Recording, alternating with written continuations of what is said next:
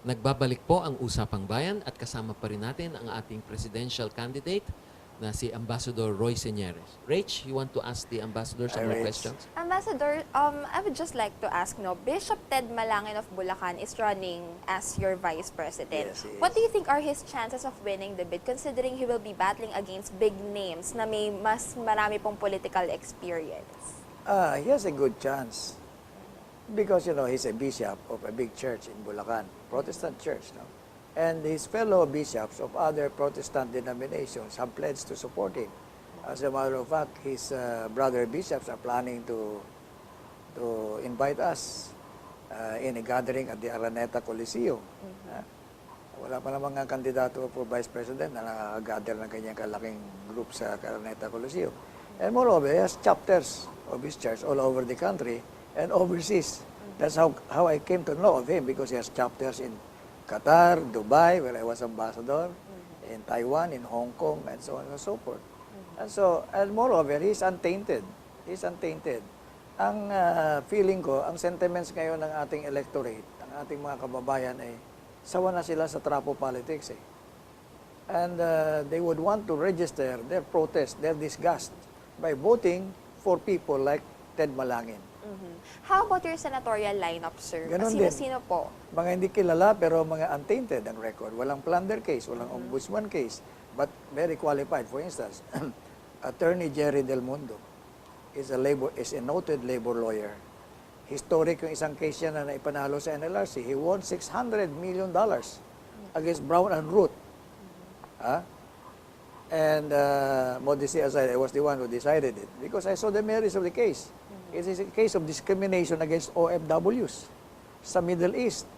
Alam mo ba nung araw, Brown and Root ito kapag Amerikano, pagka Briton, for instance, ang sweldo ng isang engineer ay 3,000 para sa Briton, 3,000 sa Amerikano. Pag ang Pilipino, 1,000 lang.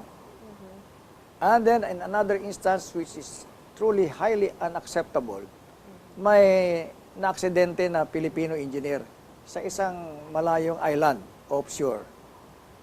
Alam niyo ba na instead of transporting the Filipino engineer to the city by way of a helicopter, pinasakay nila sa barge which took 2 days to reach the mainland. Kapag ang engineer ay Amerikano, helicopter, yung barge na ginamit pa naman din ay yung barge ng mga kambing at mga tupa para pagkain ng mga workers. Kaya napaka-highly unconscionable yan, unobjectionable. Kaya nanalo sa akin yan 600 million. Unfortunately, nung umakyat na yung kaso sa appellate system natin, ay nabawasan yung appeal. But nonetheless, he still won. But Ambassador, let me just ask this, no?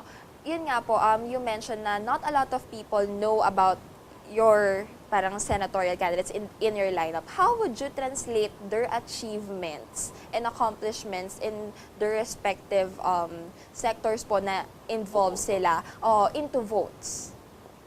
I will be calling for the electorate to vote straight. Ang aking alaala, itong si Senator Sonny Trillanes, when he ran for senator, he was inside detention. He was under detention. He was not able to campaign all over the country, and he had no money. And yet he won number 7 because the electorate signified their protest, manifested their protest against the prevailing situation in our country's governance. I would be appealing to them once again, kung sawa na po kayo sa sistema natin ngayon, nagsawa na kayo sa mga problema ng bansa, na trapo politics, funded by tradpads. When by tradpads, I mean traditional padrinos, and we know who they are. Kung sawa na kayo sa ganyan, express your disgust, your resentment against this present state of things in our country. You don't have to go out and demonstrate and rally under the heat of the sun.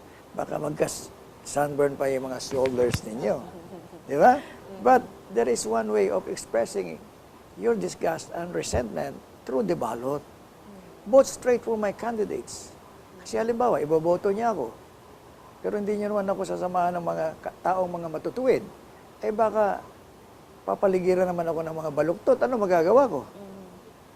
Meron ho kayong press release na kakalabas lang ho na-aproban na ng COMELEC ang bagong Opo, partido, opo, no? opo, opo. Yung Filipino Family Party. Yes, yes.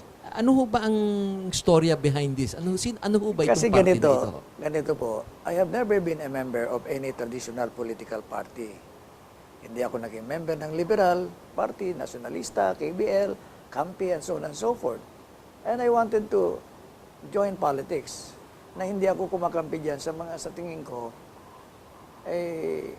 with due respect to them, wala namang nagawang kabutihan sa bansa. For instance, what is the objective of a political party?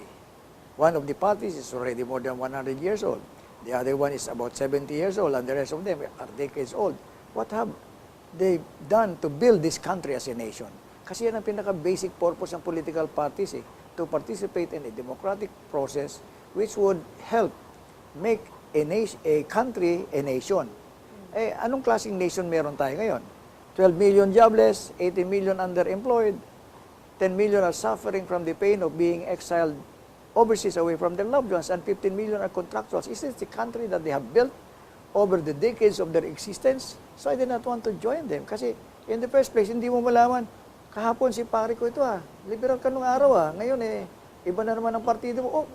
Kaya walang ideologies Itong aking party na, fortunately, I thank the Honorable Commission on Elections for approving this. I filed my petition way back in May, several months ago, and they approved it on November 3 of this year, because they saw the merits of my petition. It is focused on the family. Dahil after all, under Article 15 of the Labor Code, of the Constitution, sinasabi ng Constitution diyan na the family is the basic foundation of our country. And so therefore, the state is mandated to protect and oversee the welfare of families. Yun ang aking advokasya. Kaya yung aking platform for my presidential run is PET.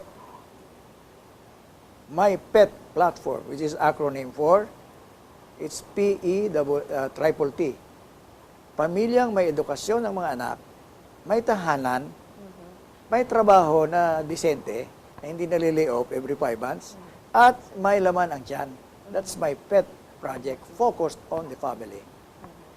But you can ask me about my advocacies on other issues like the China problem. What is your issue on the China? What is your Alam mo, on the China problem? all that we need to do as Filipinos is not to be alarmed or panic. Because whether China likes it or not, eventually they will leave this infrastructure that they have been building there over the years. Kasi napakaliwanag, teritoryo na natin yan There's no basis at all sa tinatawag nilang 9-dash line. Kasi alam mo yung 9-dash line na yan, ginuhit lang nila yon, panahon pa yan na wala pa si Mao Zedong na naghari sa mainland China. Kaya ano pa yan, kay Chiang Kai-shek pa yan But yung kay Chiang Kai-shek, as a matter of fact, was an 11-dash line na ginuhit niya from the Gulf of Tonkin up to west of Taiwan. Kaya pag tinitingnan mo yung mapa, parang parang dila ng baka, kaya ang tawag yan cow's tongue. Pero habang ginuhit nila yan, nasasagasaan nila ang mga territorial waters ng Vietnam, ng Malaysia, ng Pilipinas, especially sa Brunei. And there's no legal basis at all, not even an historical basis for that. So eventually, dahil walang mga basis yan, they will be driven away. On their own, in all likelihood, they will leave this infrastructure. You know why? Because they are also sensitive about world trade. Kapag binoykot sila ng mga countries na ito na nasagasaan, as well as their sympathizers like Australia, Japan, pag binoykot ang mga products ng China, what will happen to their people? They will be shutting down their factories. And they have already 1.4 billion people. Can they afford to have their people suffer famine because of their notoriety in encroaching upon the territories of other countries? Kaya don't be alarmed. We should even thank these Chinese for building those infrastructure because one day we will be using them. at their expense. Sir, Mayor Duterte recently announced his intentions to run also for presidency. Yes, yes. In your opinion, how would this affect your voter turnout considering you came from the same school in the same region? Well, if he would also take up the cudgels for the 15 million contractuals and their families, medyo delikado sa akin yan siguro kasi maghahati kami ng boto dyan. Kasi that is a solid baluarte of mine. I have organized the contractuals over the last 3 years already. The name of our movement is ROSE, Respect Our Security of Employment. We have so many hundreds of thousands of card-bearing members already of the ROSE movement. And another group, which is headed by a female leader, is the ATAC. ATAC. Kung sino pa yung babae, yung pang medyo palaban. ATAC. Pero ang ibig sabihin ng ATAC ay alisin ang tanikala, yung chain, yung bandage. Alisin ang tanikala ng contractualization at corruption. And so therefore, kapag si Rudy, who happens to be my brother in the fraternity, will also take up the cudgels for the contractuals and the job order employees, ay baka maghati kami sa boto. But I believe na yung aking OFW and family sector would once again support me overwhelmingly. I hope so. Because meron ng track record ako dyan. When I ran for party list congressman, I tapped in the United States, in Riyadh, all over the world na may mga embassies. Ako ang top notcher. Although the voter turnout was small, pero ang pumapangalaw sa akin, malayo, milya-milya. Number 1 sa Singapore, number 1 sa Australia, number 1 sa New Zealand. So they have supported me, and I wish they will be supporting me again. Well, we have come to the end of our program, but before we end, maybe we'd like to give you the opportunity to address our audience, no? Anything that you might want to tell them so that they end up voting for you? Please. Actually, I would address my last message, my last word here, to the practitioners of contractualization in our country. Hindi naman kayo malulugi. Kasi gagawin nyo lang naman permanent yan, and you can terminate them through just causes of termination, unauthorized causes of termination. Pag ginawa nyo yung permanent yan, and they will remain in their jobs up to the age of 65, you will be doing this to the least of your brethren in this country. And there are millions of them. Be reminded of what the Lord said in Scripture. Whatever it is that you do to the least of your brothers and sisters, you do it unto God. You will not be doing it only to one person or one worker. You will be doing it to 15 million contractuals and 5 million job order employees, more or less, and their families. Do it to God. And with that, we'd like to end our program. At yan po ang isa pang makabuluhang talakayan kasama si OFW Party List Representative Ambassador Roy Señeres. Maaari niyo po kaming i-follow sa Twitter at GNN Usapang Bayan at facebook.com/usapangbayan. Ako po si Rach Marquez. At ako po si George Chua. Samahan niyo po kami sa mga susunod pa naming talakayan dito sa Usapang Bayan. Marami pong salamat sa inyong lahat. Hindi na tayo